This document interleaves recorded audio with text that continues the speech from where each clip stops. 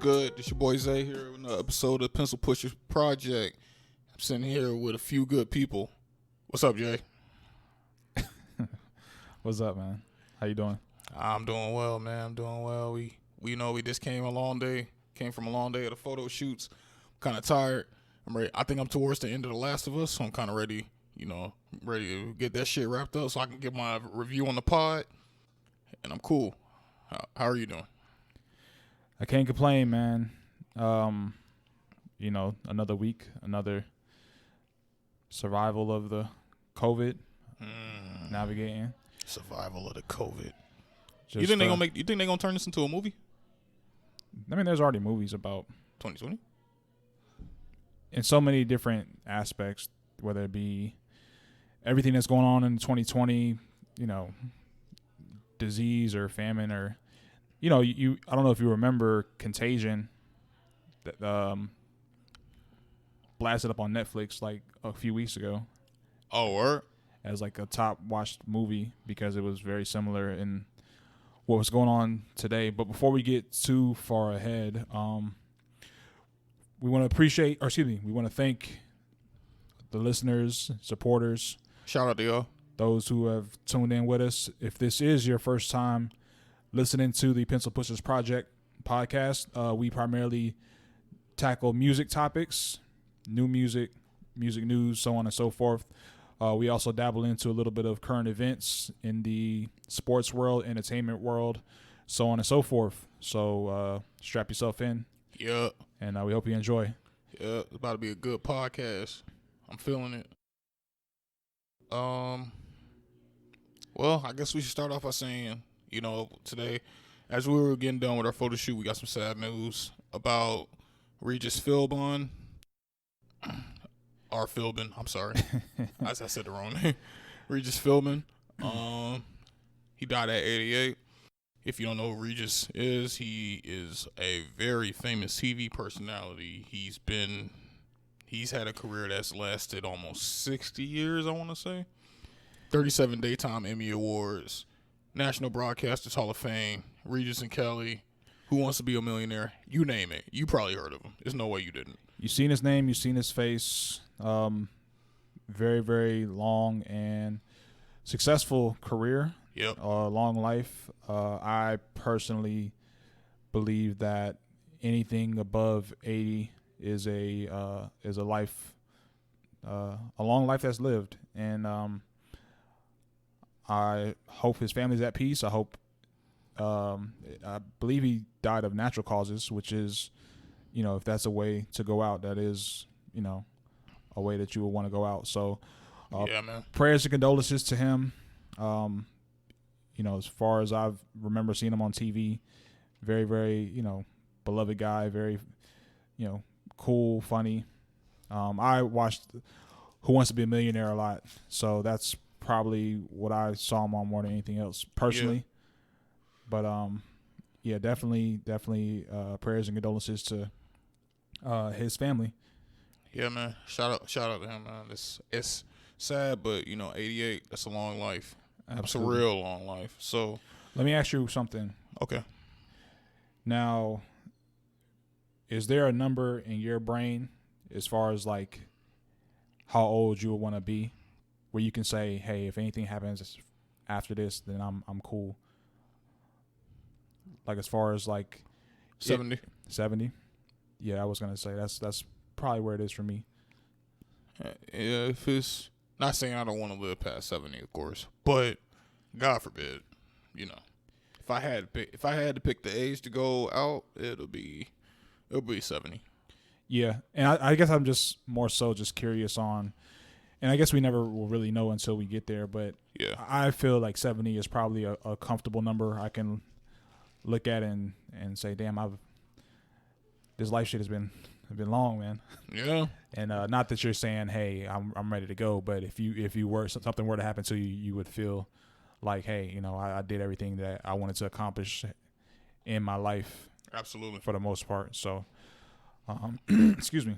So yeah, but we definitely wanted to start off with that. We actually just got the news of that in the last couple hours. So yeah, right when we got done with the photo shoot, we saw that. So you know that there'll never be another Regis. I want to make that clear. So absolutely. Yeah.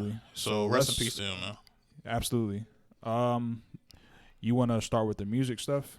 Do we got other stuff to hit? That's like we gotta get it out. Yeah, we got a lot. We got a lot to talk about today, people. A lot of music stuff. Back to the basics.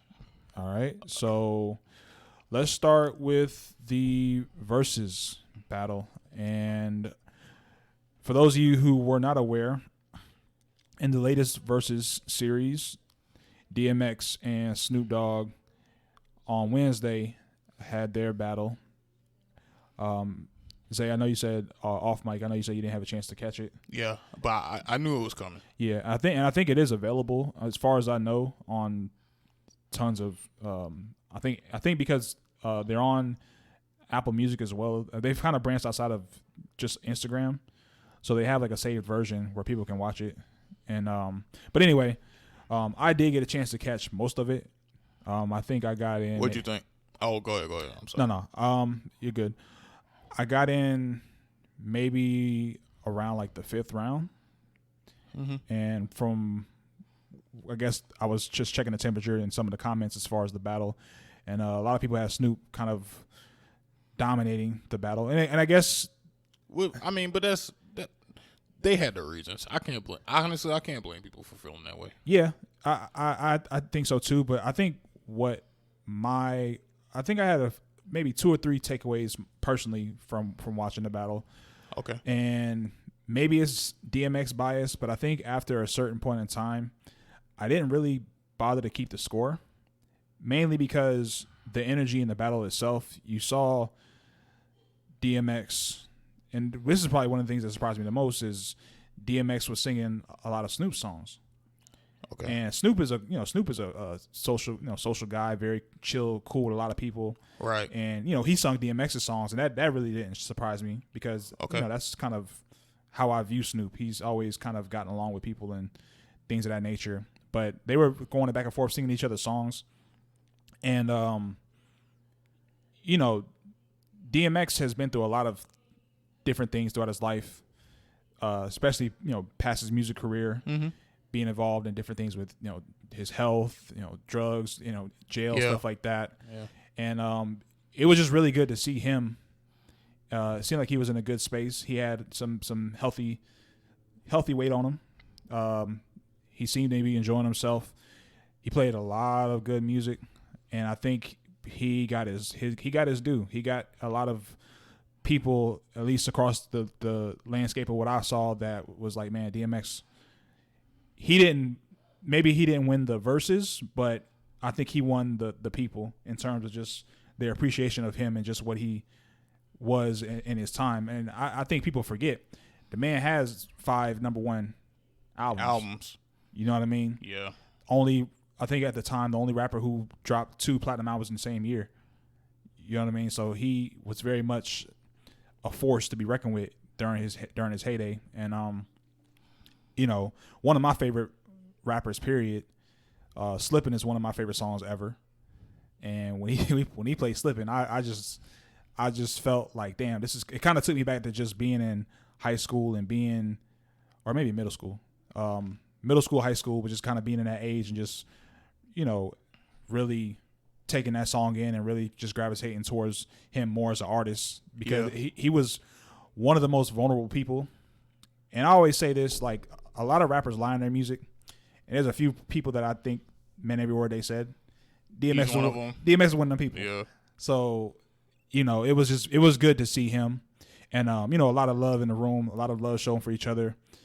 And the other thing I picked up on, not to drag it out too long, because I know we both didn't watch it, but now you good. The format, go ahead. The format in the verses, since they've moved to like the single room thing, and they've kind of got away from the split screen, the quality of the verses has improved. And I think one of the things that I don't remember the numbers off the top of my head, but I think this battle had one of the higher numbers across the different platforms, Instagram, YouTube, Apple TV, and just upgrading and enhancing the format And I think that has a lot to do with people having an invested interest in it. I can recall the Nelly and Ludacris battle and just how frustrating that was to watch. Yeah. Because, one guy's connection's going out, he hangs up, you got to, you know what I'm saying, that whole back and forth thing. And it's really diminishing his greatness because now we got to worry about, damn, dude's Wi-Fi ain't working. Or he can't hear Ludacris. Ludacris can't hear him. And it's just like they communicating with each other. What you say? What you say? And it's just all that little stuff that just makes you like not want to watch it. Mm-hmm. You know what I mean? So I think as they improve their presentation of these battles, I think that is going to just make it more, people are going to be more willing to want to watch it now. Now that they see like, okay, now you guys are putting together something that is presentable to the public and not just the ideas there. And yeah, they went through some hiccups and things of that nature. But like I said, I don't want to ramble on about it. Like I said, it was a great battle. Definitely good to see X getting his love from the people. And I think, it sounds cliche, but I think the fans won. I think the fans, great music from two legends. That's basically what it was. Well, what were your 3 favorite moments of the battle? DMX remembering all the names from What These Bitches Want. He remembered the names? Yes. Yes. Wait. That was one. Whoa. Them singing each other's songs. More so DMX singing Snoop songs. Because like I said, Okay. I just really, the vision I had of DMX was like, like he messes with like maybe a handful of people. Like I know he loves Swiss Beats. Right. Which is probably one of the reasons he did it. I don't think he would have did this if Swiss wasn't involved in it, personally. Maybe was Swiss there? I think he was. Oh, cool. I think he was. Cool. But I know him being a part of the verses, I think he was a big influence in DMX even wanted to be a part of it.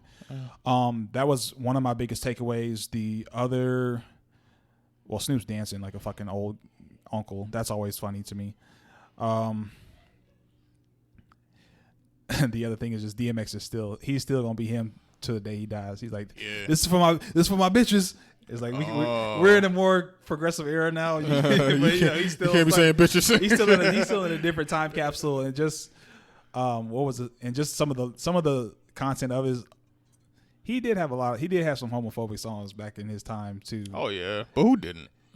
You're right, true. Yeah, who didn't? Come on, man. But it kind of went.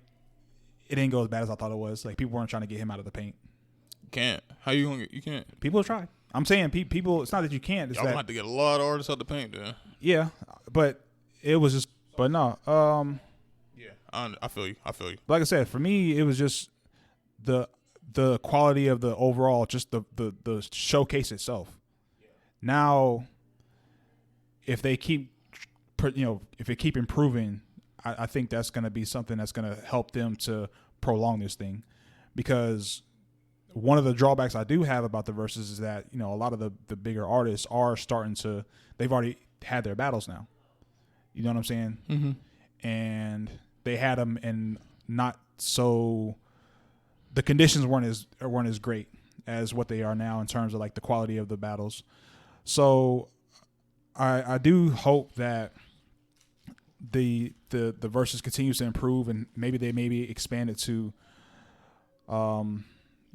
some different, not even just different artists, but maybe some different formats. I don't know what just yet, but I think this thing has to keep going, and it has to keep evolving just beyond the person A versus person B type of deal. Right.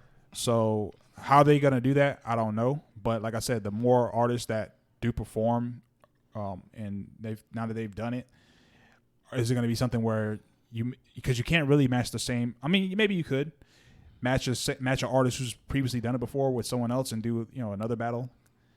You know what I'm saying? Like I don't know how that would work. Yeah. Because it's like, okay, we heard the songs in the previous battle, but how would that? It's I don't know. I don't know how that would work, man. So like I said, the shelf life of this thing, I'm up in the air about still. Well, it came in the middle of a pandemic when everybody was sitting at home. So yeah, that's the thing. Once everybody gets back active, it's going to be a different ball game. Yeah, that's another thing as well. Exactly. Is there anyone you want to see in particular? Who you would like to see versus?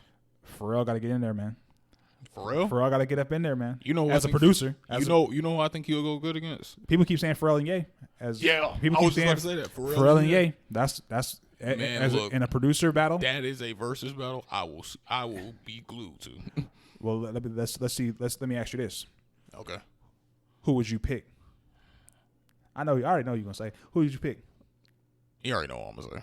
But if I had to really be honest with myself, you don't know. I don't know either. I don't know. I don't know either. Like, my Ye bias is going to say Ye, but in reality, that's a tough one. Because here's where I'm at with it. That's tough.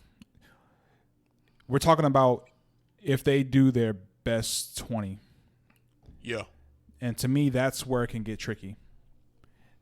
Now, if you ask me if it went to like best 100, then I think Pharrell wins in a marathon. But if we're talking about just a sprint to 20, what came on the other day? Girls Damn Sugar with Beanie Man. I was like, that's right. The Neptunes did do that shit. Yeah. Neptunes, hey man, they did a lot of stuff. That's what I'm saying. They got a catalog. They have their catalog is immense, and I think big. that would be the edge if it was like a marathon thing. But again, if we're condensing it to 20, Kanye's got 20. He's got 20. Shit. Oh yeah. That's what I'm Kanye saying. Definitely got 20. And Pharrell does too. You better believe it. But like, that is the one battle that's rumbling in the air.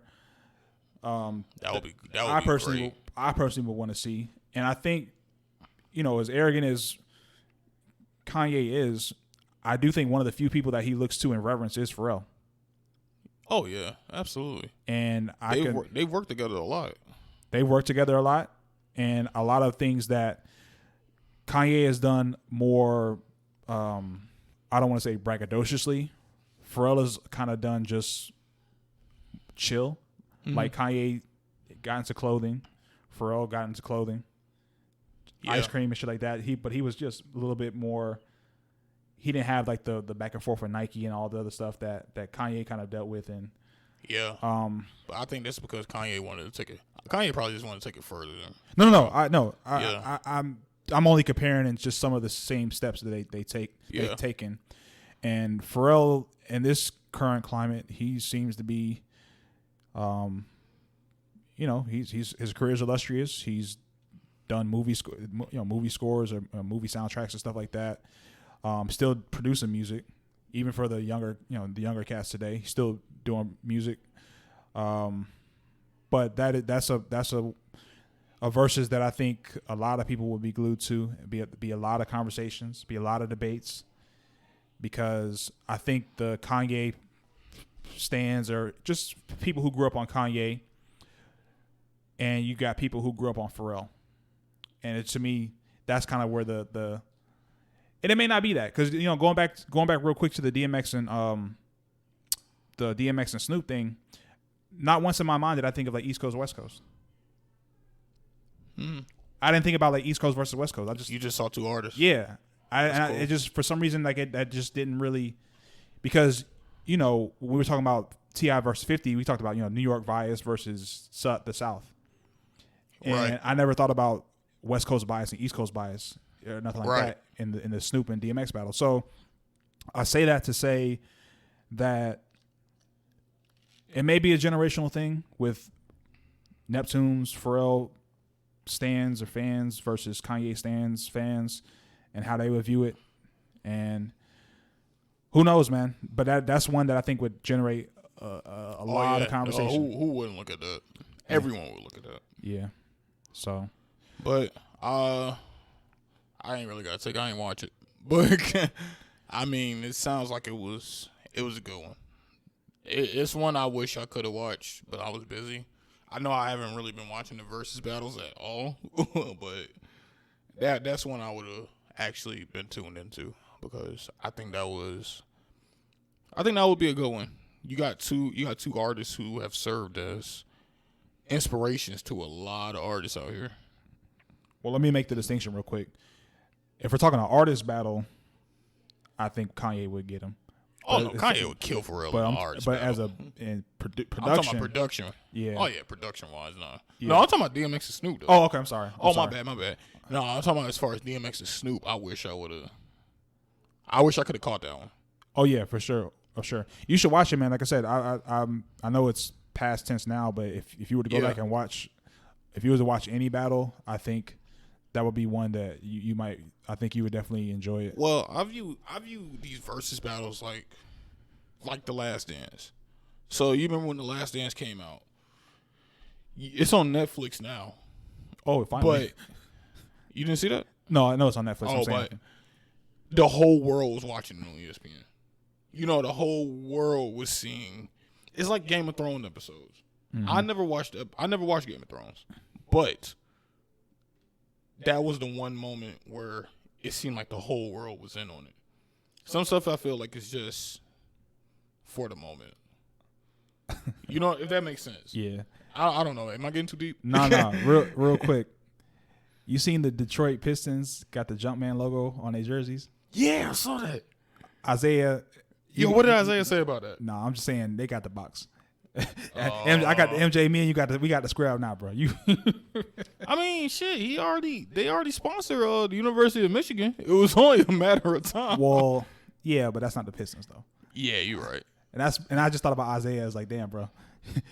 That's another. Right, that's just another way to be like, all right, this nigga playing. This nigga. And you know Jordan probably did that shit on purpose. That's what I'm saying. You know he did. That's it on what I'm purpose, saying, man. That might be the worst part behind the whole thing. That's what I'm saying. Isaiah's like, yo, man, I gotta. Let me talk to you. Hey, man, they might have to square up for real. That's what I'm saying. They really might have to square up now. That match we're gonna talk about a little bit later. They should be on that undercard. Mm-hmm. put them on that undercard. But all right, man. But yeah, it's certain things in pop culture where I feel like it's for that moment. Mm-hmm. No doubt. Like I don't want to watch The Last Dance on Netflix because I feel like if you didn't catch it live with the rest of the world, it's like one of my homies, who I will not name, he had The Last Dance. It leaked on the internet. The first 8 episodes, he had all of them. Mm-hmm.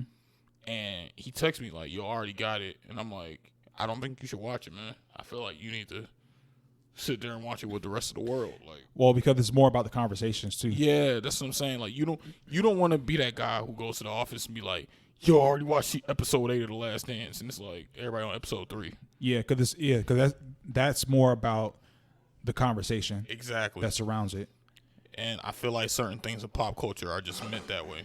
Like, if I were to watch Game of Thrones, I'm not going to come out and talk about it because the whole world already watched it and I missed it. Right. No, so, I agree with that.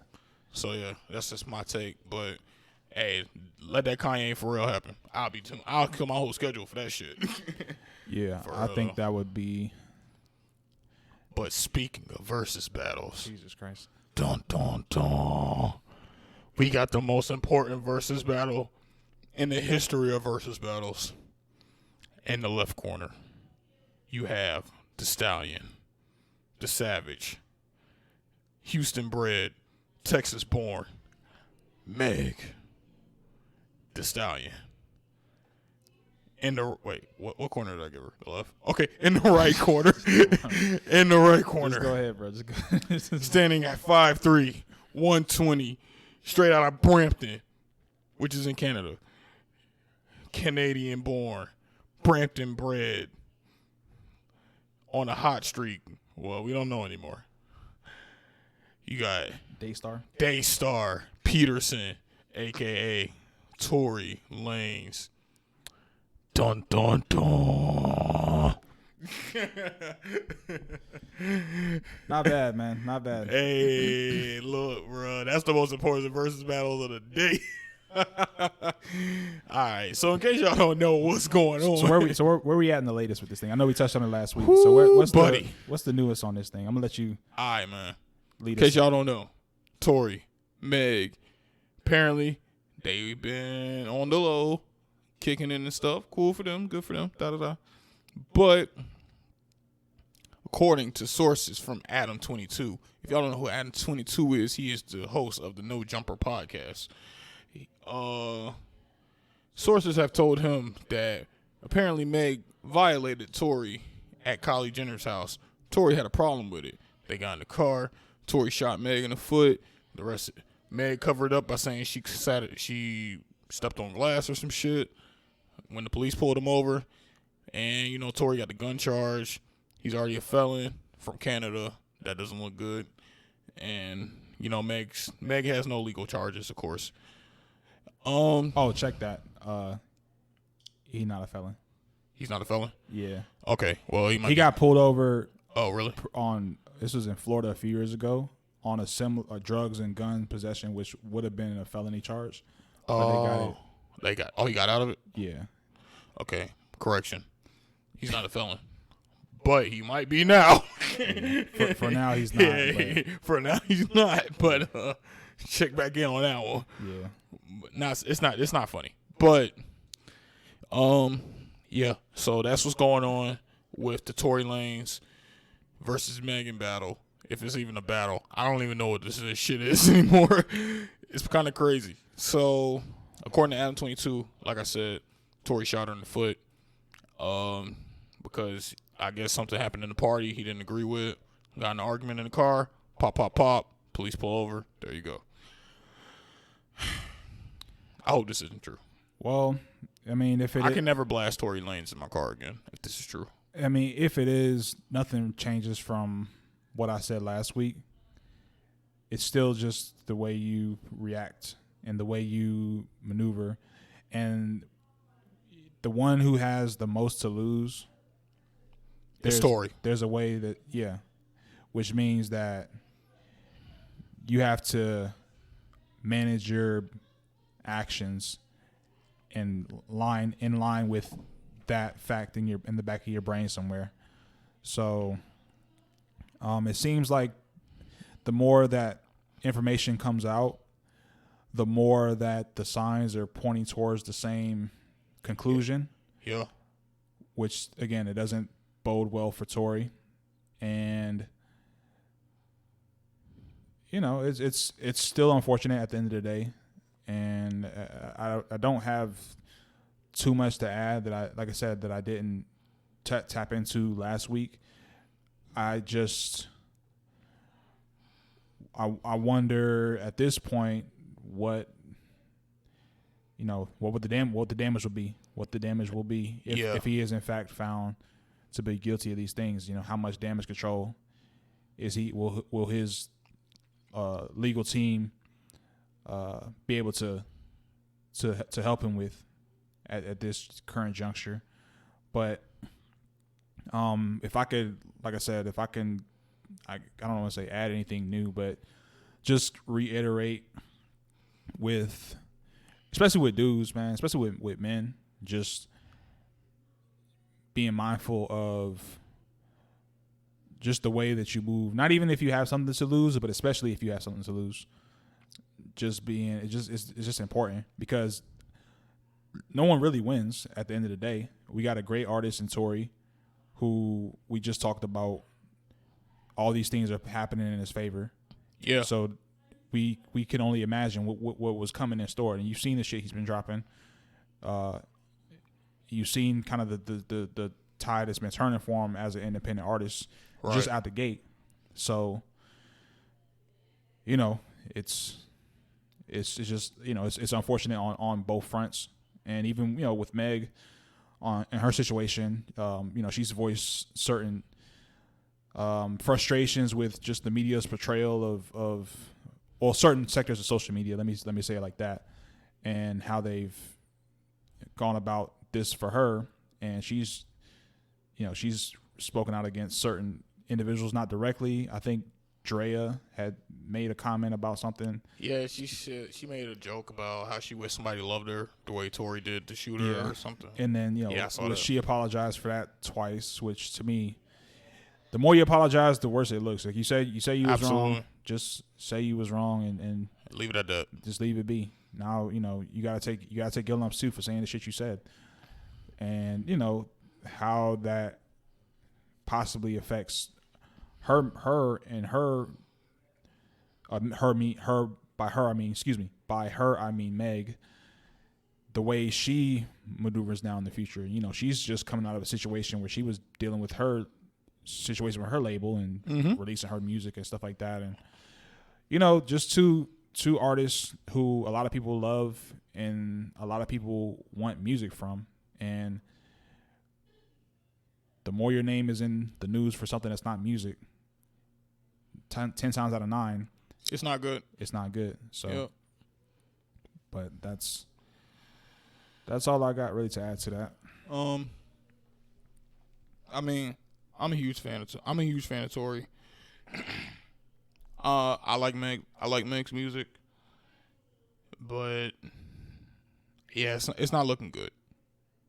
I'm not. I think the most befuddling thing about this is Tory's not a dumb guy, and I think that's the part that I'm trying to understand. Because not only are you risking your career, but you're risking your life at this point. You know what I'm saying? Like, there's just for me, it always circles back with a guy, with men.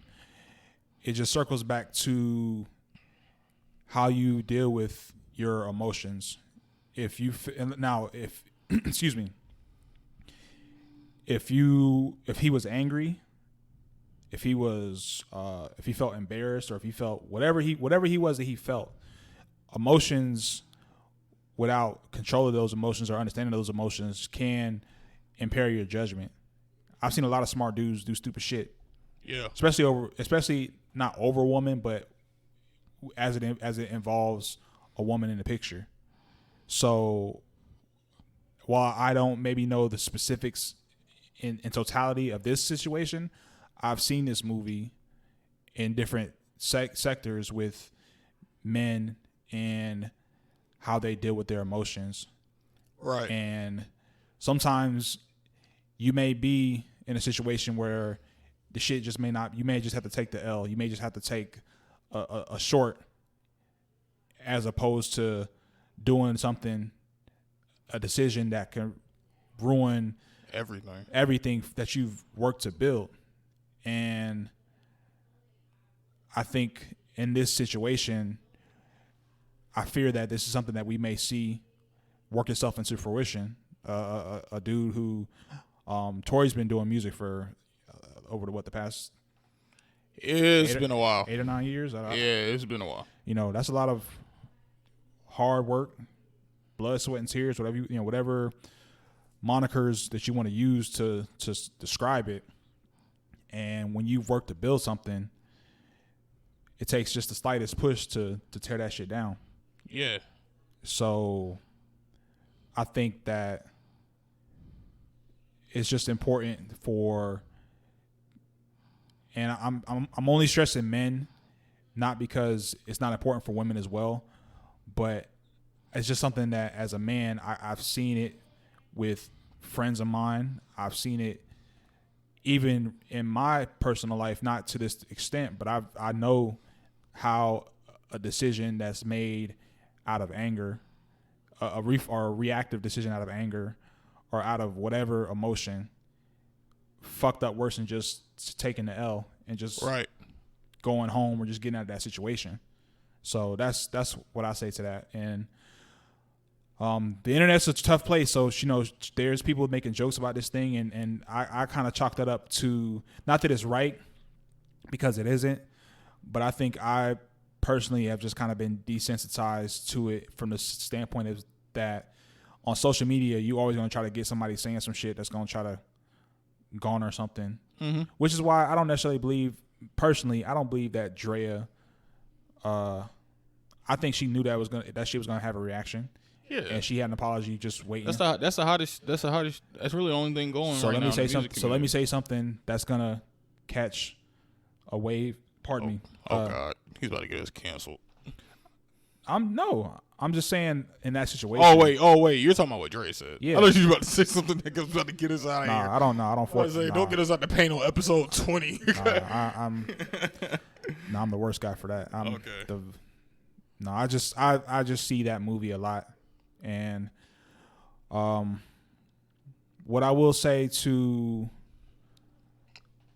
people who are supporting, there have been some people who have reached out or who have posted on social media in support of Meg, Wale, I believe, Lil Yachty, Ebro, Those are the ones that I've seen just off the top of my head. If there's more, then I simply don't know about it right now. But people have reached out and supported her, which I do think is also important. And maybe people have personally as well. I don't know. Everyone doesn't put everything on social media. But, you know, like I said, these are two artists that we should be talking about in a sense of either they're being in a relationship or doing music together and making some good music. But this is where we at with it. So I hope if Tory is out of bounds in totality, I do hope that, you know, he is, you know, he does get punishment for what he's done. And I guess as more information comes out, official information, because we're hearing that sources said this, sources said that, but yeah, nothing is officially came out. Official information that does get revealed, you know, I hope the proper parties who are responsible are punished accordingly. So that's where I'm leaving it. Will you be able to listen to Tory Lanez music after this? Honestly, maybe. I mean, look, we're sitting here in a situation, and I didn't want to mention his name, but you know, Chris Brown. Yeah. You know, Chris Brown was in a very bad place, and you saw what his history was, and you know, I listen to his music. Mm-hmm. I'm not gonna sit here and fake the funk like I'm gonna cancel Tory. Like I said, I'm not excusing anything that he's done. If he's found guilty of it, he needs to, you know, he should pay the price for that. Yeah, for sure. You know, if something comes across with his music, I may listen to it. I may check it out. I'm probably the worst guy to ask for stuff like that, because I'm, you know, that's a canceling thing, and I me personally, yeah, I'm just not the guy to answer for that, because it just, the way I feel about people, and even the gravity of the mistakes they make. It's not about necessarily forgiving them. It's just really more so about just the understanding that if he pays for his crimes, then, you know, what else is there? It's like when people do. It's like when people do time in jail. It's like with Mike Vick for his situation. He got out of jail and he wanted to try to play football again, and people was like fussing and mad, like, "Yo, like, what do y'all want?" He went to jail already. He did everything. You feel what I'm saying? Yeah. He went to jail. Sure. Now, people can be mad and not want him to play, but there were some people who they had his back. You know, and I think it's not necessarily different with music and musicians and things like that. There's people who are going to say, you know what, fuck Tory. You know, I'm never listening to his music again. There's some people that are going to say, hey, man, Tory made a mistake. He paid the price for it. No one's saying free Tory. No one's saying, or this is assuming, of course, that, you know, he goes to jail or something like that. You know, but if a man or woman or individual serves their punishment, then, you know, it's the doors open for me. If I want to listen to him, I will. But okay. What about you? Do you see yourself? I don't know. I'm a big Tory Lanez fan, man. I saw him live when I was in San Diego with him and A$AP Ferg right around the time Real Addresses came out, and they dropped a song together. Mm-hmm. So I've been listening to Tory Lanez for some years at this point.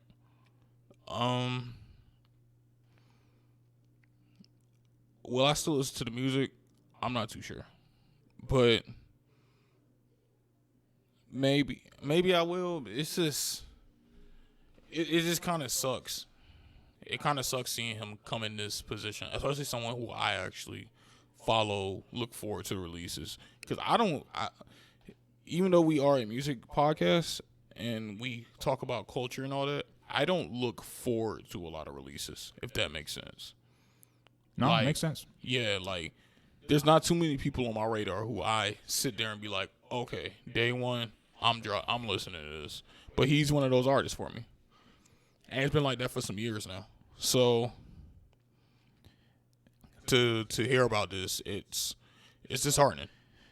And it does make you wonder, like, you know, what was his rationale behind this? Because I can't, And I think that's the most confusing part about this is I can't think of a reason as to why he did this.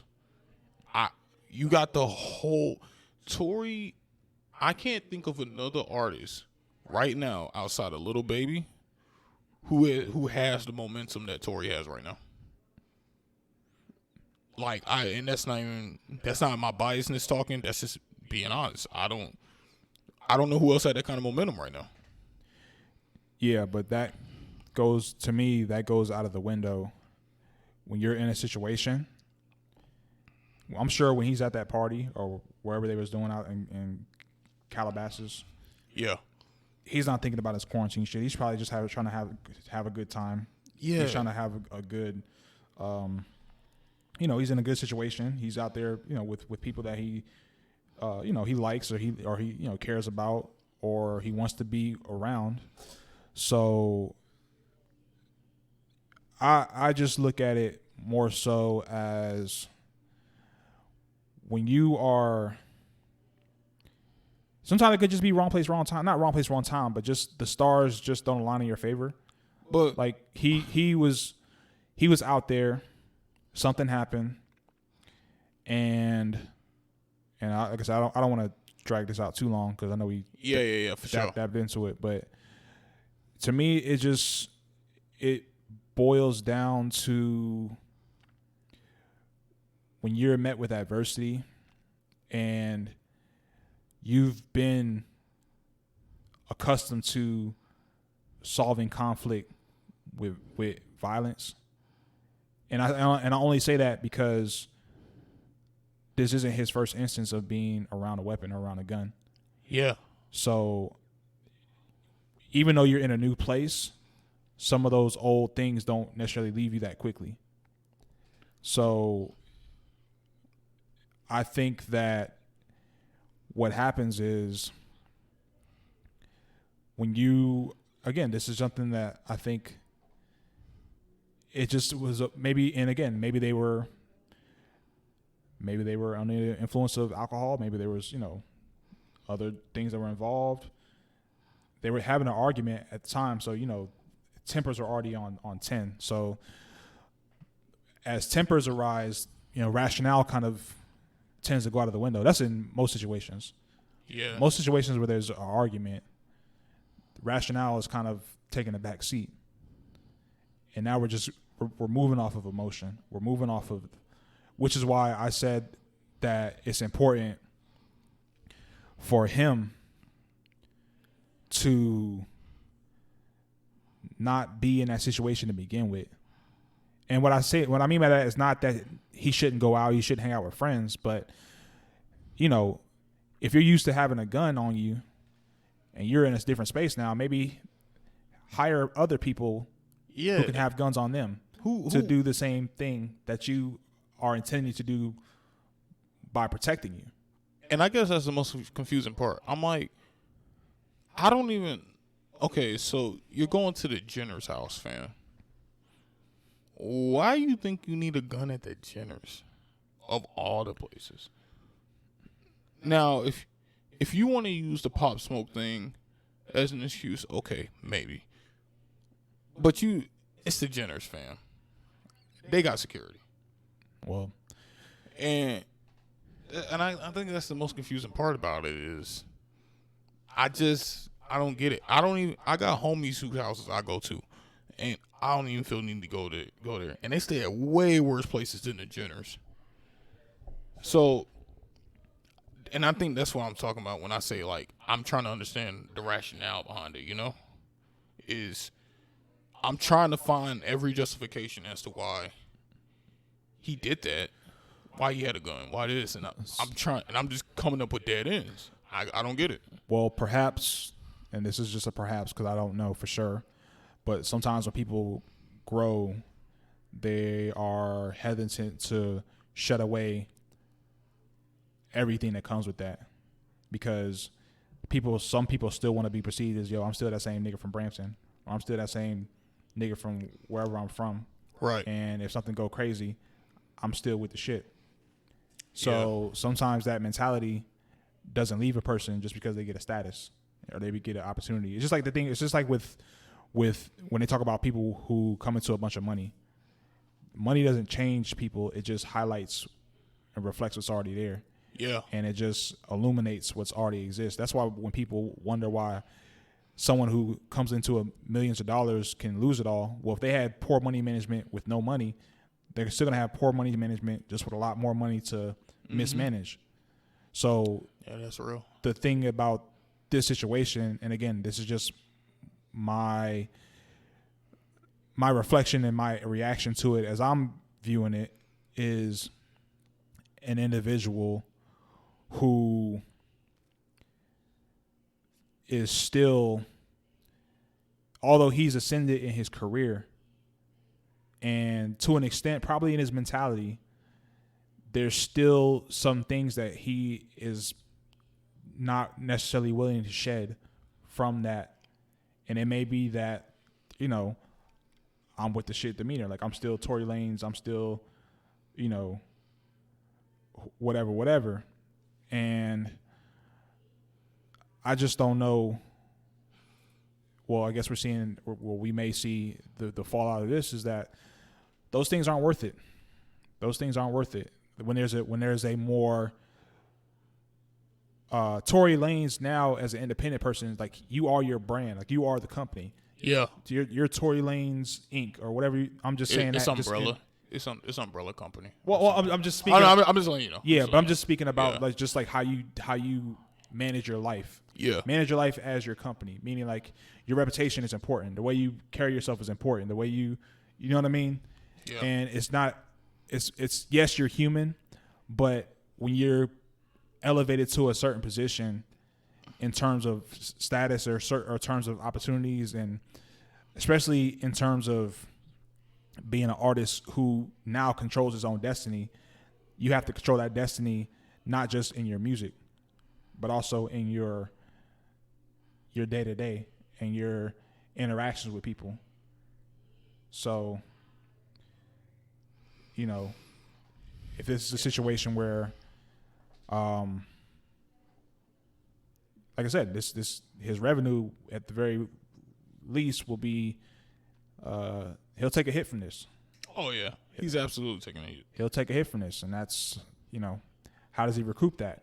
If he wants to go and perform, it's like, yo, you the guy that carries guns around with you all the time. Like, we don't want you. Yeah, that this type of stuff that trickles down. It will definitely follow you. It trickles, and that's what I'm saying. Like, it trickles down. So, yeah, that's all I got on that. So yeah, I mean, you know, like I said, I hope both parties. Like I said, I hope this isn't true. Like, this is just us talking off of the information that's been put out. Nothing is official. I want to make that clear. So, yeah, man, I'm hoping this isn't true. But you got anything else? Oh no, not for that topic. All right. We can. Wait, before we do it, we gotta take a quick break, real quick. All right. We'll be back. 1 second. And we back. Okay. Y'all thought the versus battles were over, huh? No. We got a three-peat for y'all. First, it was DMX versus Snoop. Then it was Tory versus Meg. But now, 2020. Y'all thought 2020 couldn't get any crazier, huh? Now we have Kanye. You know what? I'm not doing this right. In the left corner. Standing at a whopping 5'10". Don't ask me to wait. I don't know. Straight out of Chicago. Well, he was born in Atlanta. He's 5'10"? I don't know. I just threw a height out.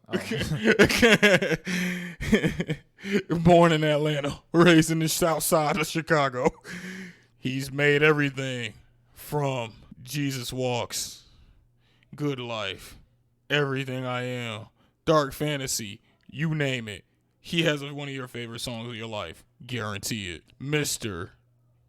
Kanye West. In the right corner. Standing at 5'10", straight out of, born in Atlanta, raised in the south side of Chicago. He's made everything from Dark Fantasy, Niggas in Paris. Oof, buddy, he has a track. Christian Dior Denim Flow. Damn, he has a track list. Yay, yikes, you name it. Right corner, Kanye West. Kanye is in a battle with Kanye. Jesus Christ. Yo, this man Kanye has been wild. I don't even know where to start. You started. Where do we start? Oh man. Well, I saw some of the rally, most of the clips that people were sharing. I didn't watch the whole thing. And then he went on the Twitter tirade, going at Kim, going at Kris Jenner. Excuse me. Not even going at people like left and right, but just he seemed to be upset that Kim and her mom are bringing doctors to try to take him to the hospital. Blah blah blah. My kids aren't going to be Playboy's kids. There's something just it's so random, man. I really don't know. Hell, I don't know where to start. I told you. I don't know where to go with this one. I don't, man. It's been so much, man, from presidential rally to Twitter to Meek Mill to an album. I don't know where to go with this one. Well, the first thing is that the album, which I guess doesn't really mean much anything anyway, because I do remember that Jesus is King originally was supposed to come out on a certain day, and it didn't come out till 6 months later. Yeah, so yeah. He had tweeted about an album, Donda, named after his late mother, that was supposed to come out. To me, part of this still stems from that. I personally don't think he's really ever properly grieved his mother. Personally, I think that when people bring in his mental health, I'm not a mental health expert, so I'm not refuting or confirming anything that anyone says who has their opinion on the internet, because we all have our opinions on the internet. But I do think, from what I've seen, him losing his mother, understandably, took a toll on him. And I don't really know if he is made peace with that in the proper way. And in conjunction with, he is declared that he has bipolar. So in conjunction with that, you see these things where he goes silent for a long period of time, and then he just comes out of the woodwork, and he's posting this, he's tweeting that, he's showing up at the White House with Trump. And this is like previously when Jesus was King was out, but even now, yeah, he's coming out, says he's running for president, active on Twitter, and just, I just see, part of me, I'm not going to lie, part of me thought, and still thinks a little bit, that when he is ready to present music, he comes out and does certain things. I think he just comes out, not even does certain things, because I do think this is more or less him authentically, but I just think he's doing this, and as he's trying to navigate the world, as he's trying to present to the world that he has music coming out. So, like I said, I don't really know. I don't have all the pieces to put together to this puzzle. There's a lot of people who have. I think Dave Chappelle flew out to see him. Yeah, I saw that. Dash. I saw that. Other people just flew out to see him and check on his well-being. They say he's good. They're closer to him than I am.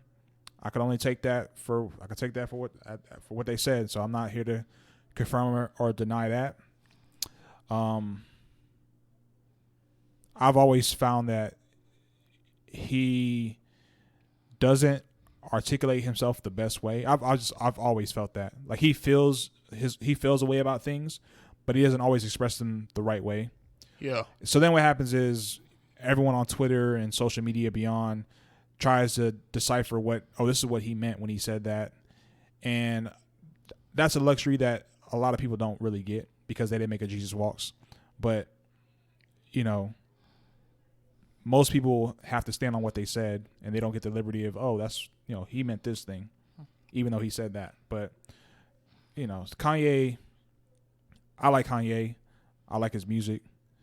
I can't say I agree with everything he's spoken about in the past several years because I don't. But I tried to isolate his behavior and just analyze it myself and not let other discussions about it get too entangled, Jesus Christ, with I knew it was going to happen, get too intertwined with, what I feel about him as in his situation. So I sound like I probably said a bunch of nothing in that. But in Jesus' name, no more cap. Well, yeah, that's what you got from it. That's your that was the only thing I took from this whole situation. Yeah, man. So this is one of the greatest tweets of all time. What do you think about everything that's going on with him in this current Hey, climate? Man. I think he's about to drop the best album of 2020. The best album of 2020 is on the way. Believe it. Nah, for real though. Shit, man. I don't know. I'm a Kanye stan, but I don't know what the hell is going on at this point. Fam, Dave Chappelle flew out of Arkansas to come see you or wherever he stays. Like, I think Kanye, I don't know. I think Kanye is the example of someone who has never been checked. Except by Jay-Z. I think Jay-Z, everybody talks about how his mom held him together. But honestly, I think it was Jay-Z. If I really had to think about it. Because I would imagine him and Jay-Z had some fallout prior to everything that's happened. Even prior to this. There were already details and reports coming out about a fall off in their relationship. As is. And it seems like ever since then, it's been kind of, crazy shit. And I think that's the biggest thing. I think Kanye is the example of someone who just has never been checked. Other than by Jay-Z. And now that Jay-Z says, okay, I'm back up after that little rant you did on during the Pablo tour. Yeah, I don't know, man. It's kind of scary because I'm a huge Kanye. I'm a Kanye stan. I want to make this clear.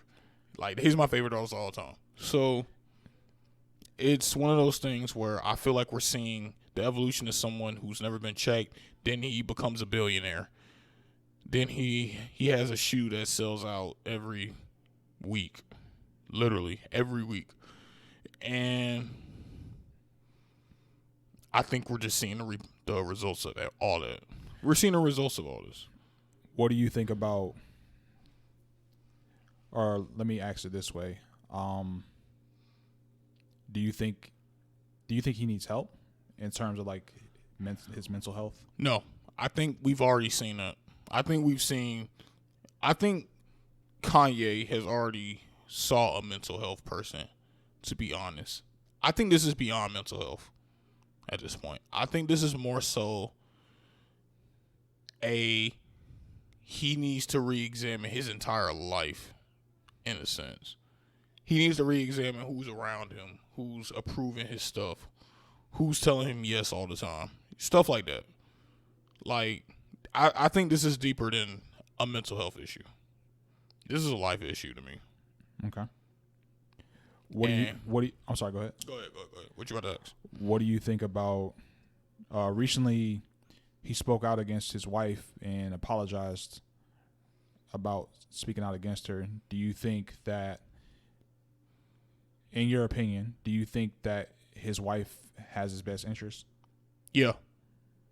You know, you want to know something? I hate when people bring up the Ray J mixtape or the Ray J sex tape, because honestly, man, ever since she's been married to Kanye, she has supported him throughout all the crazy shit he has done. Yeah. She that's the one thing I think, she's been a good wife. And so I can't really place any blame on Kim K. Well, I'm not saying blame her. I'm just saying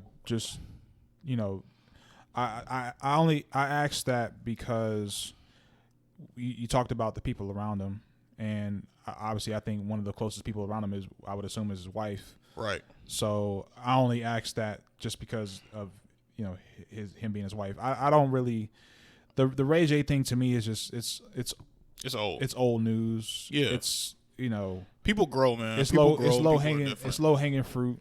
Yeah. And I at some point we got to separate shit that happened 10 years ago? That was 10 years ago, bro. 10 plus years ago. And so yeah, I don't get married to that like a lot of people do and constantly bring that up. I really don't think that has any relevance in today's time anyway. I don't even it's hit a point now with me. At one point when you thought of Kim K, that was the first thing you thought of. That's not the first thing I think about anymore. I don't know, man. I can't speak for everybody else, but I know me personally. That's not the first thing I think about when it comes to Kim Kardashian. To me, I've personally moved beyond it. I mean, it happened. It's over with now. So, excuse me. I just think that in today's time, they have been together. They have had their ups and downs, like many couples, and I do think that for whatever people want to say about Kim Kardashian, I don't really get into that in terms of just her personally. Her as a wife to him, I do think that she has been in his corner to the best she can. Like I said, I personally do think there are some mental things that Kanye is going through. And if someone disagrees with that, that's fine. I just don't know if I don't know how else to explain some of the things that he does and some of his behavior. Yeah. My bad. Straight. So for me, I see someone, and in this space, like I said, I'm by no means a mental health guru expert, but I do know it's hard to try to help people with things that don't feel they need help or do not want the help. Kanye, from what I see, appears to be someone who doesn't feel that he needs help, doesn't feel that there's anything to be helped in his situation. I respect that from his body, his agency, and even if he may, which again, this is a tough thing because in a conversation of saving somebody from themselves, you think, hey, should you intervene? Does the person are they really acting in the best interest of themselves? Do they have the wherewithal to understand what they're doing? I think he does. I don't think he's just a mindless puppet or mindless individual who's not thinking on his own accord, who's not thinking for himself. But I do think that some of the things that are going on right now as well, they may be a little bit. Let's just look at the presidency thing, all right? So he's trying to run for president. The rally was in South Carolina. It's safe to say he's probably not going to win. Why he would run now? Who knows? Who knows? So if we're the same people who would say that, hey, essentially there's only two people that we should be voting for right now, then I don't think your mind would change by Kanye. And I know some people will, but I think the vast majority of people would look at it as say, hey man, this is a distraction from whatever. This could be a way to take votes away from a certain candidate. So there's just a lot of layers that this thing can be looked at from. Just like with anything else, man. Like I said, I really do hope he has people who are in his corner or do have his best interests. It's pretty nice to have one of the greatest comics of all time come fly and see you. Yeah, when you're going through some shit, which is a luxury that a lot of people don't really have, and that is one thing that I will say, and we can move on. But part of the conversations about Kanye's mental space and whatever situations he's going through is that he has a luxury that a lot of people in America don't have, and that's the resources and the wherewithal to get the help if he did in fact need it. So I only say that in reference to just people who may look at this situation and just who are going through shit as well. I'm not gonna say really going through shit, but who are going through things as well, and may not have the same types of access and to certain things that Kanye does. Yeah. So, from that perspective, it is a little tough to watch. But like I said, I do hope that he has people who really have his back, who are really in his corner. And I personally am not. I don't care nothing about his presidency. Whatever he's trying to do, that's his business. If he wants, that's his business. If he wants to do it, but yeah, I'm not entertaining any of that really. I'm not going to entertain the Harriet Tubman shit. I'm not going to entertain giving people $1 million who have babies. Whatever, all the shit he was talking about in the rally. I'm not even going to really entertain that, but I really don't have much else to add to what he said. Yeah. I feel like it's one of those things where we just got to keep our eye on that situation. I hope this is not an album rollout. I'm hoping to God this isn't an album rollout, because this is the most insane album rollout I've ever seen, if that is the case. And Kanye has had some pretty insane album rollouts, but this might be like a top one. Well, honestly, that's kind of concerning, because people would say, "Oh, he's Kanye West. He doesn't need a rollout." But Kanye West is the type of person who would always try to find a way to outdo. He'll do an album rollout, even though the whole world knows he doesn't need an album rollout. But he's the type of person who's going to try to outdo album rollouts. Yeah, even if he doesn't have to, he'll do it. So that's where I'm at with it. Did you see that Taylor Swift dropped her album too? I read somewhere that it happened. Even though he was supposed to drop. So one of my friends texted me and said, "Do you think Taylor Swift had anything to do with him delaying it?" And I'm like, nah, I doubt it. I can't see that playing a role. By the way, random fact, I actually heard that Taylor Swift album was actually pretty good. I don't know if I'm listening to it. Random opinion. Oh yeah, that's not a fact. Random opinion. I've heard this from multiple people though. I heard that album is actually pretty good. Now I believe him. Yeah, I believe him too, to be honest. But anyway, yeah, that's my take. I don't think I really got a take, man. I just hope the things smooth out, for real. It's an interesting situation. What do you think about him bringing Meek Mill into this? Babble. Huh. Yeah, I don't know, man. Yeah, I don't have nothing to say about that. I don't know. Don't know. Honestly, don't care about that specific piece of it. You don't think that was like kind of disrespectful to Meek Mill? Both. Well, I think he apologized to his wife because of that. Yeah, but I don't know, man. It's because if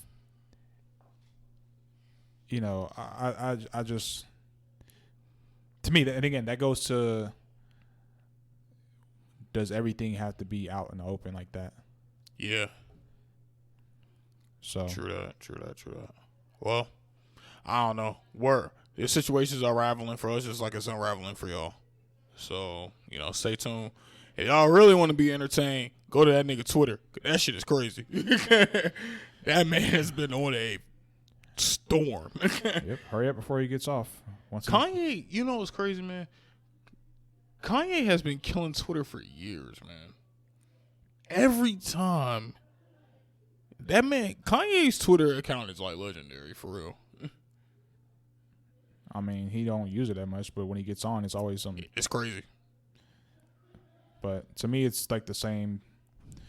It's the same thing, man. He when something's coming, and his presence is, like I said, usually it's after an absence. So he's been absent for a while, so he's reemerged, which adds to it. So, like I said, man, I don't really have anything else to add to that. Hey, man, like I said, prayers out to Kanye, prayers out to Kim K, prayers out to anyone who's been affected by this and his family. And hopefully, he can snap out of this. He can drop the best album of 2020 like we know he's about to do. And we can move on from this. Anyway, we told y'all we had a lot of shit to get to. Hour 11. We ain't even hit the music reviews yet. Told y'all it's about to be a real one today. Now, I don't have a grand announcement for this. Logic got tired of y'all talking shit about him. Here we are. Logic. No pressure. Executive produced by No ID. Apparently this got produced, apparently made something like a year ago. But, yeah. Logic heard the hate, man. He heard the hate. Yeah. So this is like his retirement album, if you want to call it that. Yeah. So I listened to it yesterday, and I gotta say, I was impressed. Well, I was impressed. I was impressed because I think that for the last few albums he's come out with, he's been under a lot of critique, and a lot of that has, of course, you got your Logic haters, but a lot of that has come from his supporters as well. Yeah. A lot of Logic fans that I know have said, I've been a fan of Logic, but I got to tell you, I don't really like the shit he's been, you know what I'm saying? So I think when it comes from people who have supported you in the past and probably have defended you in arguments, have now started to have these rumblings, I think that does take a toll on you. So what I do like about this album, well, number one, the title, No Pressure, kind of gives me the vibe of his performances throughout the project. Yeah. A lot of his rapping, like he's, Logic being able to put words together in bars is not anything that he hasn't been able to do. It's just the content, whether it's the delivery, whether it's for whatever reason, people have had criticisms about it possibly being forced, being, whatever, like just something that's not in his wheelhouse. But this really sounded like, he just sounded a lot more natural. Like a lot of the rapping was chill rap. It wasn't. I don't really think he spoke on a few things. He spoke on. He talked about. He talked about. Basically, of course, the shit he talked about before he released the album. Wanting to be a dad, wanting to move on from music, and there's certain little excerpts throughout the songs where he just talks about when this song was made and how this thing came together, and it's just really just a culmination of his career. And like I said, a lot of the songs were enjoyable. A few that I really liked were Soul Food 2, Dad Bod I liked, Heard 'Em Say, and Amen were 4 that really stood out to me. 15 songs, which to me is a great number for an album. 15 is fantastic. So for me, I gave this an 8. What I will say is that I think if you like Logic, you'll like this, and if you don't like Logic, you won't like it. I don't think it'll move the needle either way. But I think people who love Logic in the beginning, this will kind of remind them like, this is why I fucked with you. This is why I liked your stuff. Yeah. And people who thought that he was corny or a Kendrick biter or whatever will probably still have that same. And that's how I felt listening to it. I felt like I was listening to I felt like this was me rediscovering Logic from like My Chain. I don't know if you heard My Chain, but My Chain Logic was like, that's the vibe I got from this. Was, you know, he sounded hungry. He sounded disrespected.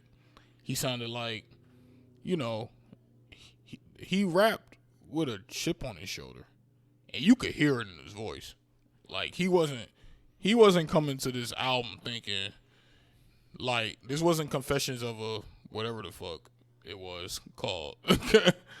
Like, this was Logic saying, nah, like, y'all gotta put some respect on my name. Remember who I am. And I really liked it. It was a good project. It was no ID. I mean, no ID is no ID. We know no ID. Yeah. So you already know when you get a no ID executive produce, he's gonna produce the hell out of it. You already know what time it is. This was damn near perfect production. Yeah. You already know what time it was. This was his best project since Tits. Mm-hmm. And if y'all don't know what Tits is, it's the incredible true story. So this is his best project, in my opinion, since Tits. I like Bobby Tarantino and all that shit, but Tits and what was the first one? Under Pressure? Under Pressure. Okay, yeah. So those are my top two. And he kind of went stagnant for a while for me, except for Bobby Tarantino. And then he came back with this. And this is a great project. Production-wise, great. Lyrics, great. I didn't have any bad. I didn't really have any tracks. I looked at it and was like, it was a really good project to me. If this is really his last album, this is a good closer. And I'm glad that he can retire on his own terms. A lot of music artists cannot do that. A lot of people can't do that. A lot of people can't retire on their own terms. So this is really his last outing. I think he's still going to get guest features from him, all that shit. I don't think this is really going to be his last album, to be honest. But I think it's going to be a couple years. This felt like a closing album, at least to me.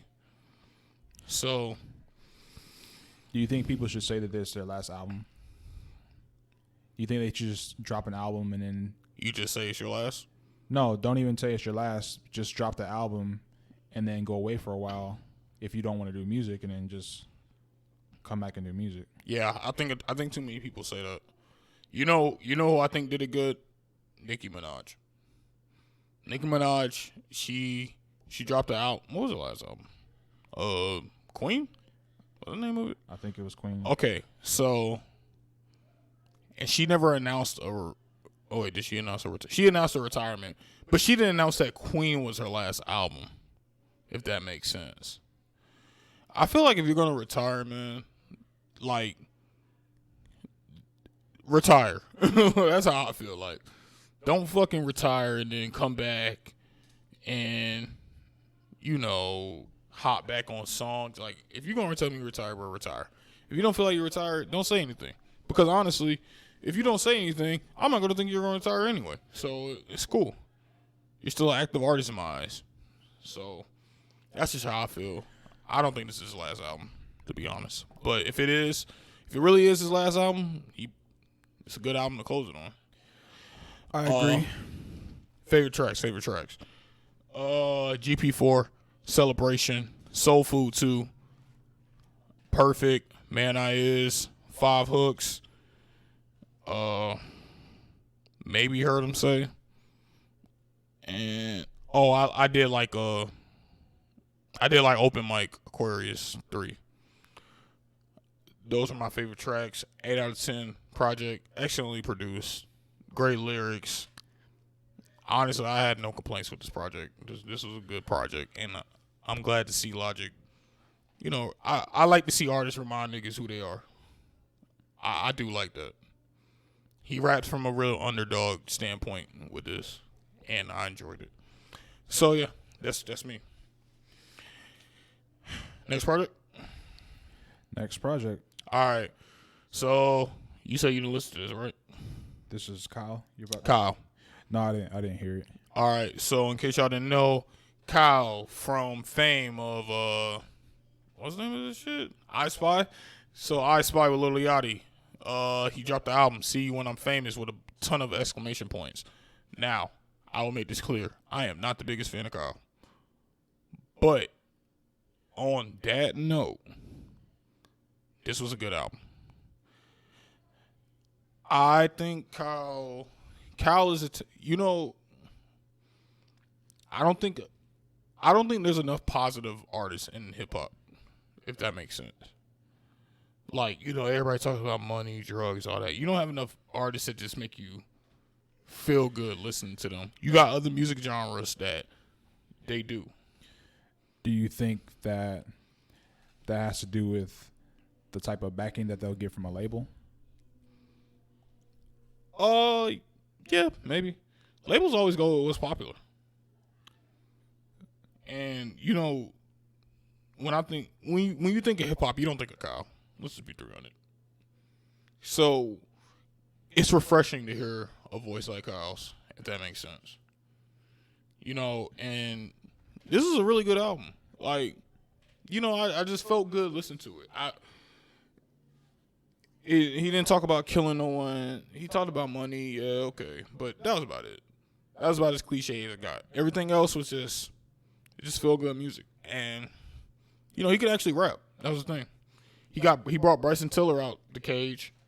He found Bryson Tiller somewhere in the cave. I don't know how he got Bryson Tiller, but he got him. And that was the best song on the soundtrack on this album. And yeah, Kyle. Great production. Felt good listening to it. Lyrics. He's not the bar you up guy, but it's cool. I liked it.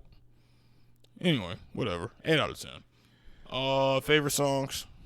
Seriously though, if y'all haven't heard this project, you should really listen to it. It's a good project. I really recommend it. If you just want to hear something that's not your average hip hop, if it's not your average, it's not the shit you normally listen to, then yeah, give it a spin. I think you'll like it for real. Favorite tracks: Money Now featuring Tiger and Johnny U, who just did the production. Yes, Rich the Kid and K Camp. Forget with Trippie Ian. Have you heard about this Ian Dior dude? I've been seeing him a lot lately. I haven't. Okay. Trippie Redd, Ian Dior, and somebody else who I can't read. The Sun, Bryson Tiller and Raphael Sadiq. That song is crazy. Mr. Man and Kid and See You When I'm Famous featuring Too Short and some guy whose name starts with A. Great project. I enjoyed it. But that's not why y'all are here. We know y'all are really here. Y'all are here because y'all couldn't get enough of Gunna. Y'all didn't think y'all was gonna wanna. Wait. Fuck. Y'all didn't think y'all was gonna want this project. But he gave it to y'all anyway. Jesus.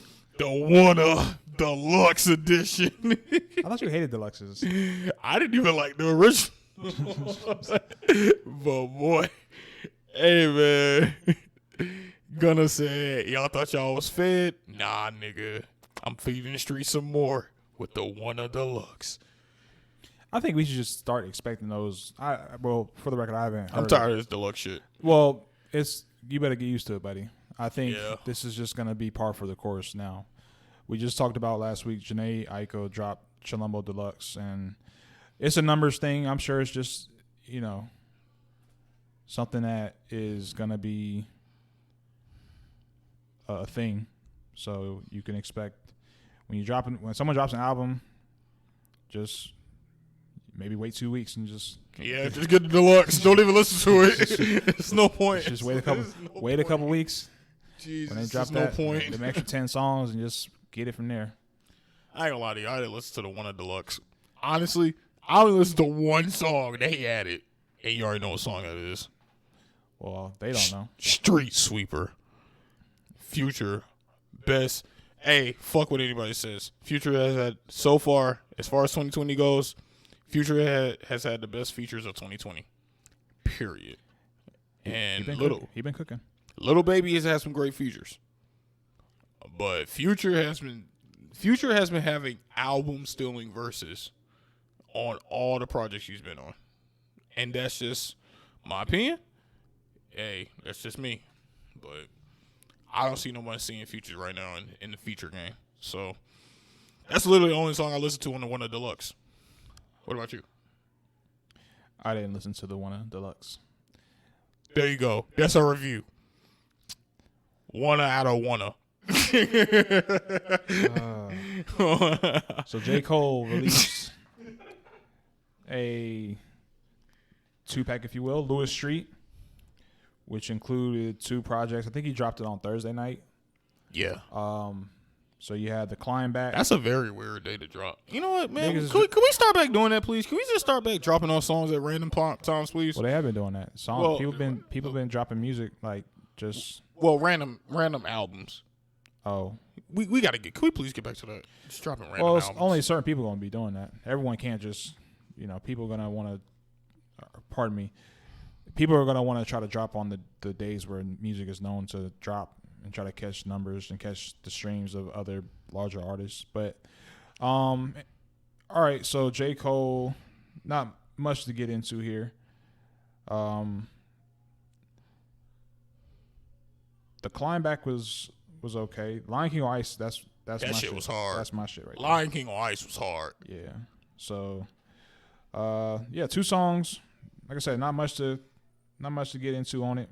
I'm not gonna rate nothing, but they're great songs. Yeah. I really enjoyed them, and I'm really excited about his album. You think he's about to give us that classic album that we've been waiting for from him? Because I think this is about to be the one. Well, I mean, it's a good. I think he's in a good space. I think he's got one. I definitely think he's got one in him. So, yeah, I do anticipate, or I am anticipating this project. I'm looking forward to it. Definitely will be listening before he drops the deluxe, and then maybe whatever songs he adds to the deluxe. Didn't Dreamville do that deluxe shit too? Yeah, but they waited a while before they dropped that. Oh, yeah, deluxe. It was a little minute. Yeah. It was a nice little minute before they dropped the deluxe. That's true. All right. It was like some months out. Yeah. So I can't even put them in this. And then the songs that they added were all hard. Like, they didn't add no bullshit songs. Yeah. So, yeah. I don't know. I'm excited. Fall off 2020. I'm all there for that shit. That album about to be hard too. I hope. I need a classic. Are we off J. Cole? Yeah. Next single.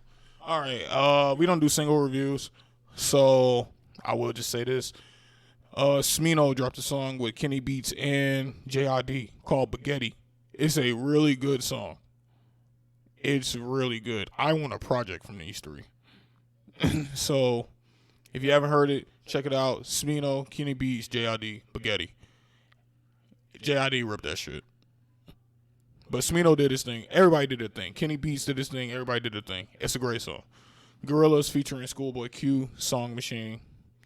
Check that out, too. Schoolboy did his thing. And Gorillaz are a legendary group, so I don't really need to say much about them. Oh, yeah. We don't have to get into it, but Lupe. Oh, yeah. The Lupe project with Virgil Abloh. Yep. Dropped the project. You don't think that's kind of weird that Virgil Abloh is getting blasted right now? Well, from what I understand, Lupe, that's still his guy. Okay. And, who gonna come for Lupe? You right. So, y'all niggas don't want to see Lupe. So, I mean, he can do whatever he wants. And, I think just, again, Virgil had the hiccups. Virgil had that moment of fucking up, and at some point, somebody gonna redeem him. You know, which I mean,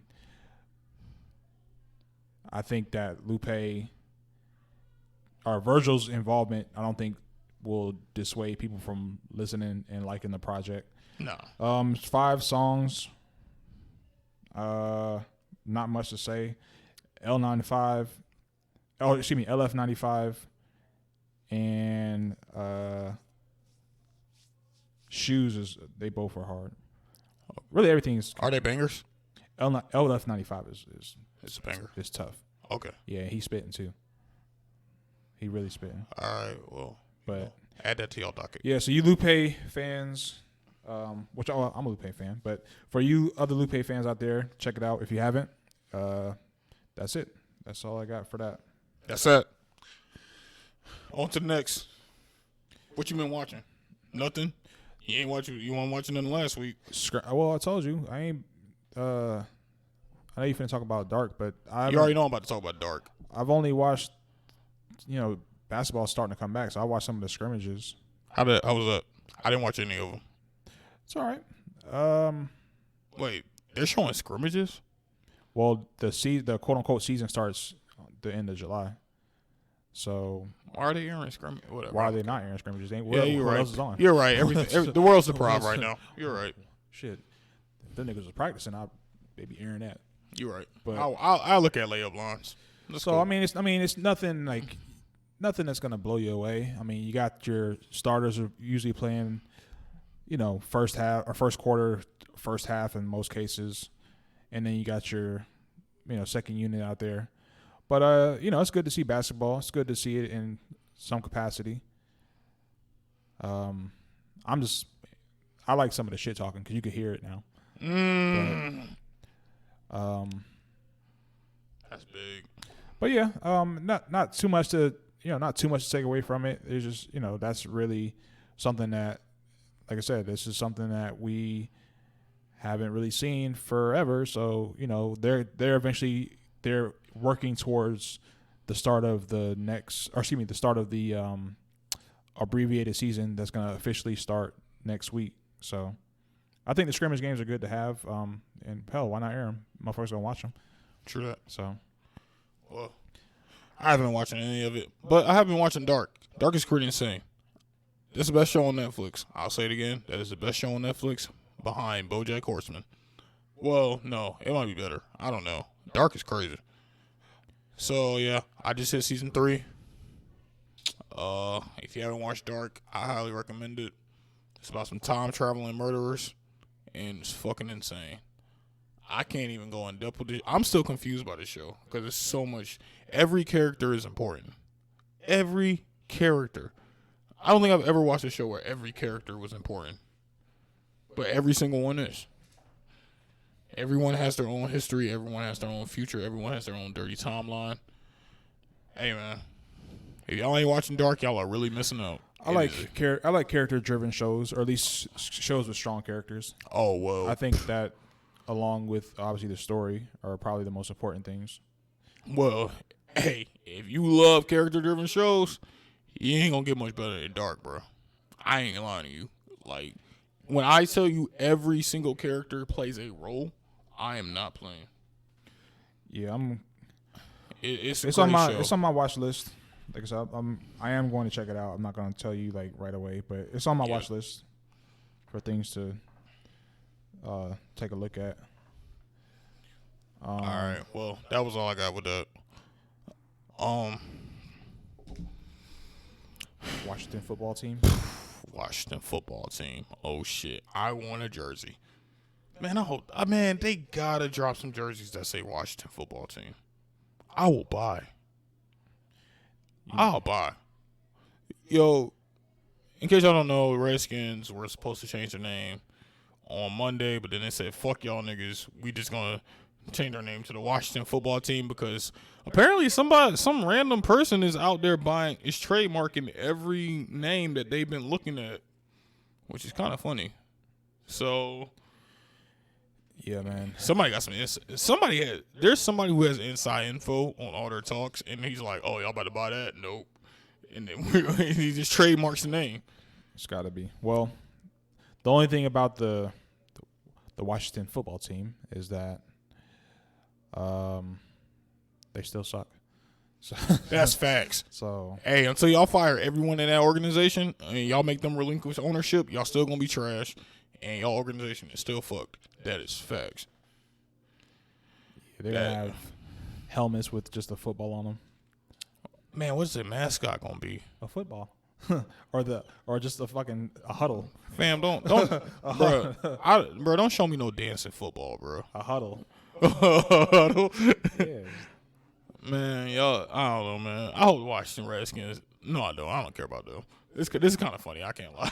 And the Washington football team goes up by 12 to end the first half. What are y'all doing? Y'all got to make them relinquish ownership, please. Yeah, so we'll await whenever they come up with the actual name. So it's in the works, but like I said, if you're not that good, then it ain't really gonna. Yeah, it doesn't matter because y'all still gonna be trash. Yeah. Who their quarterback now? Who's their quarterback? Who's Washington's quarterback? That's a good question. Is it Kirk Cousins? No. Nah. Who is Washington's quarterback? I should look it up. Hold on. Oh, it's Dwayne Haskins. Oh yeah, Haskins. Dwayne Haskins. Yeah. That's who it is. Man, why y'all doing Dwayne Haskins like this, man? Why y'all bring this nigga into this bullshit? I mean, he was already drafted into it. Yeah, you're right. Nothing you can do about that. He ain't no rookie no more. God damn. Man, shout out to the football team. The Washington football team. Man, next subject. I ain't got time for this shit. The Yanks versus the Nats. Oh, so give us your hot take. Well, tell them what's going on first. It's not really a hot take. It's just a tale of trying to please everybody, which doesn't please anybody. So I guess before one of the games between the Yankees and the Nationals, both teams kneeled before the national anthem, and then they stood during the national anthem. So I guess the intent behind that was to show that, hey, we support people's rights to protest and kneel, and we also support the country and the American flag, so on and so forth. I guess I really only brought it up because to me it just said a whole lot of nothing. It's just because you just said a whole basically. And on top of that, it was an empty stadium, so you really couldn't check the temperature as far as like the cold. Like I said, to me, what's most important is not most important, but a big part of identifying that something needs to change within the field is how the crowd responds to certain things. Mm-hmm. Like if they was kneeling and getting shit thrown at them, like just while they were kneeling, and like fans was like booing them and going crazy, I would respect it more. Then you'd be like, oh man, these guys is they are taking a beating. They out here, getting cussed at in the dugout, stuff like that. But it just either kneel or don't kneel. But you're doing both, trying to, like I say, you're trying to. In the Major League Baseball, I guess they're new to like the social outreach or making statements in the social justice space. So this is kind of like a swing and a miss for me, and I don't really know that they've done anything else other than this on a large scale. Maybe individual players, but. As far as I know, you have in the NBA, which is, widely outspoken, and you have MLB, which is not really so much. I don't necessarily have a issue with that. I personally don't. If it's not in your heart to do it, don't do it. So I personally don't have a gripe with a team or an organization that opts not to do it if that's not genuine, if it's not coming from a genuine place. So that's what part of this kind of gives the stench to me, is that I don't really know if this is coming from a genuine place. I'm happy to be wrong if I am wrong, but it just seems like they're trying to please everyone. Yeah. and not offend anybody. Like when you're trying to make a protest for, like, somebody's got to get pissed off because you're trying to basically express a certain grievance that you have to try to make something change, right? Which is going to upset people who are comfortable with the status quo and do not want to see change, right? So, yeah, I just don't know if this said anything except,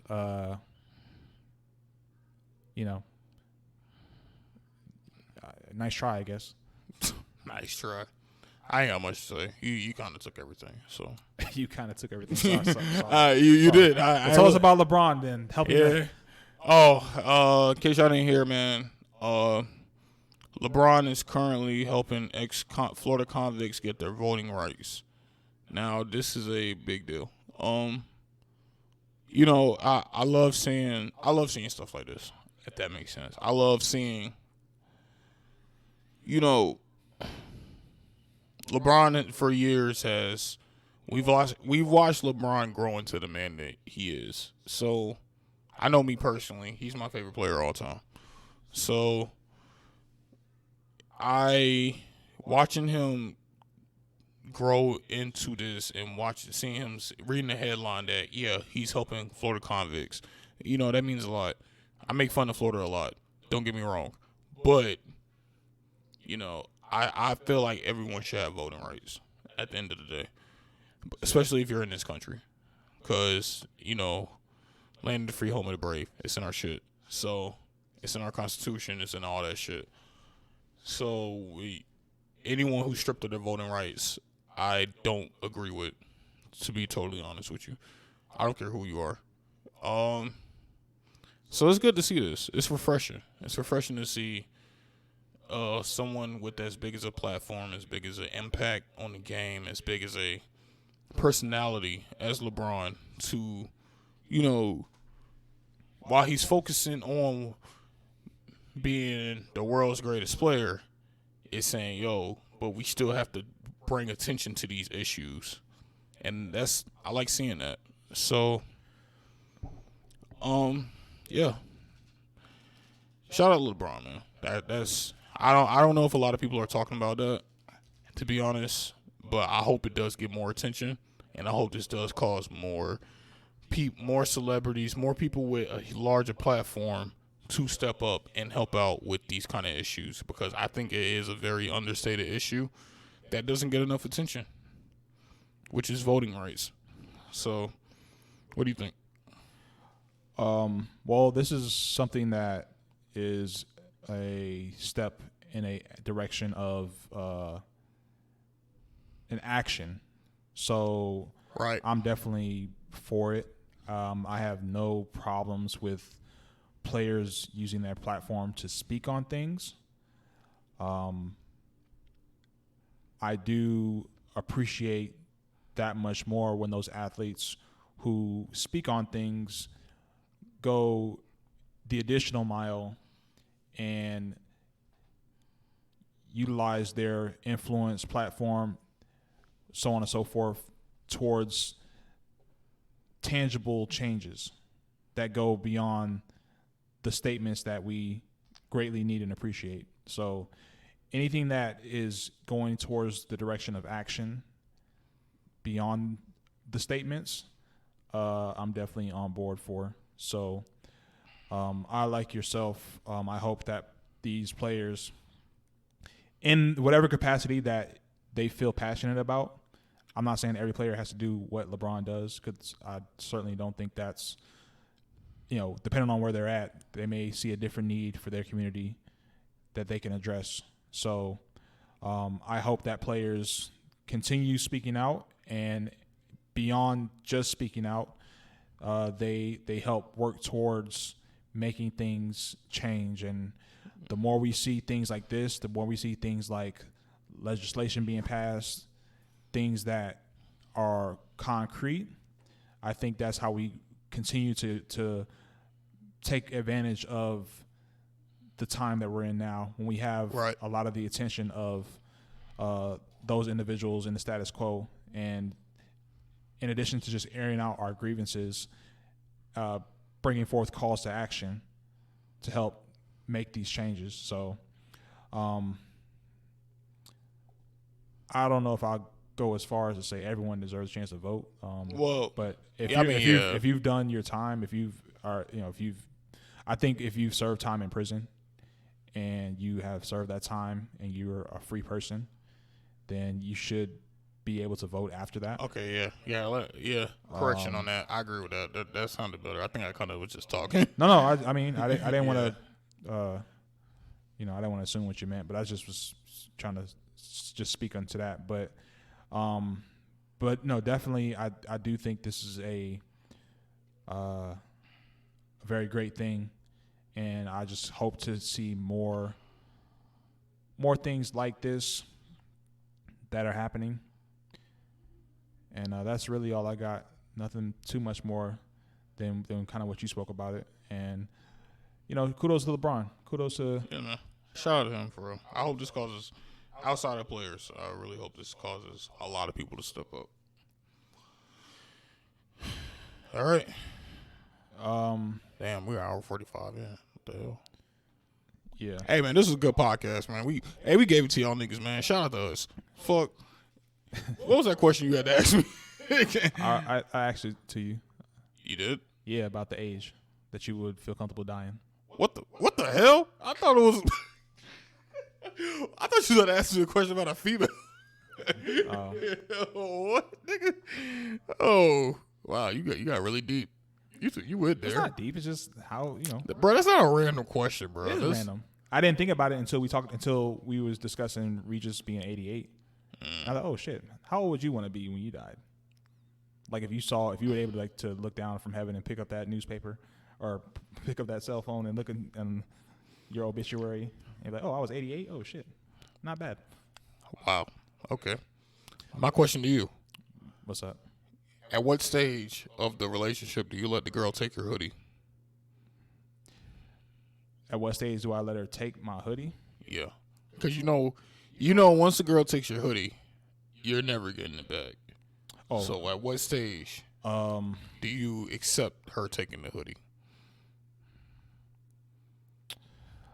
I would probably say it doesn't have to be. It could be a couple months into the relationship, because just because y'all started a relationship doesn't mean she has a right to your hoodie. I mean, she don't have a right to it no way, but if I give consent to bestow my hoodie upon her, then it would be probably like 3 months, a few months into the relationship. A few months. What you do is, here's what you do. You date them. You start dating them in February. She don't need a hoodie no time during the year until later in the year. You gotta make her prove her worth. Come on, man. Like she not you gotta prove your worth for the hoodie. Because you say you start in February, right? All right. So the third month is May. May, what you need a hoodie for? It's hot as shit out here. Mm-hmm. So ain't even no hoodie talking until like next winter. Right. So that's like 9 months right there. So by that point, you don't save enough money to buy her own damn hoodie. Man. Like, hey, we giving it to y'all, bro. Nah, what you do is, damn, you know what? She's like, damn, what you want for Christmas? Like, I've been looking at this hoodie, man. So she bought the hoodie for me, but it was for her. So it really was just, come on, man. Hey, man. I can't give the game a free. Bro, I swear, bro, we be giving these niggas game every week, man. I can't give it for free, man. Hey, man, Spotify, give us a deal, bro. Listen, man. Apple, give us a deal. What the fuck? I do what I can for the people, man. But, hey, man. I would say 3 months. 3 months is enough to, you go ahead. You can have it. You can have it. Okay. So.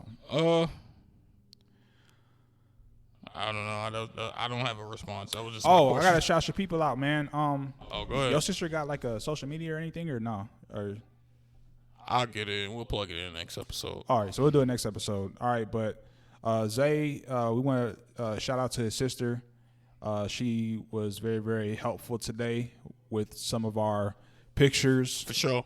And we'll be posting those on our social media shortly, but we just want to extend our gratitude to her. I told her I was going to shout her out on the podcast. I don't have her social at the moment, but I definitely will bring that to light in the next episode, because that's what we do for our people. We support those who support us, so we definitely look out for her as she looked out for us. So that's all last thing before I wrap up.